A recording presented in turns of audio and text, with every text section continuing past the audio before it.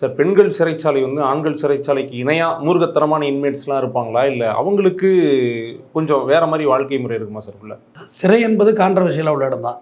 மருத்துவமனையில் female hospital, மேல் hospital, baby hospital இருக்குது. எல்லாமே மருத்துவமனை தானே, நோயாளிகள் தானே இருப்பாங்க, வேற இருக்க போகிறாங்களா? அட்டண்டர் இருப்பாங்க. அதுமாரி சிறைங்கிறது அப்படி தானே, இங்கே போனாலே கான்ட்ரவர்சியாக உள்ளவங்க தான் இருக்காங்க ஜெயிலில். ஆண்கள் எப்படி போதைப் பொருள் கேஸில் வர்றாங்களோ அதுமாரி பெண்களும் உள்ளே இருக்காங்க. நைஜீரியன்ஸ் ஆம்பளைங்க எப்படி இருக்காங்கன்னா நைஜீரியன்ஸ் பெம்பளைங்க இருக்காங்க. ரீசெண்டாக கூட ஒரு சிறையை பற்றி ஒரு பெரிய நெகட்டிவ் ஒன்று வைப்பாச்சு. நான் கூட 2-3 சேனல்ஸில் பேசியிருந்தேன் அதை பற்றி. பெண்கள் சிறையிலையும் சேம் டிட்டோ அதுதான். விசாரணை கைதி தனி, தண்டனை கைதி தனி. தண்டனை கைதிகளுக்கு மட்டும் தான் யூனிஃபார்ம் கொடுக்குறாங்க. இங்கே விசாரணை கைதிக்கே படத்தில் நம்பர் போட்டு அனுப்பி விட்டுருக்காங்க. அதெல்லாம் இல்லை.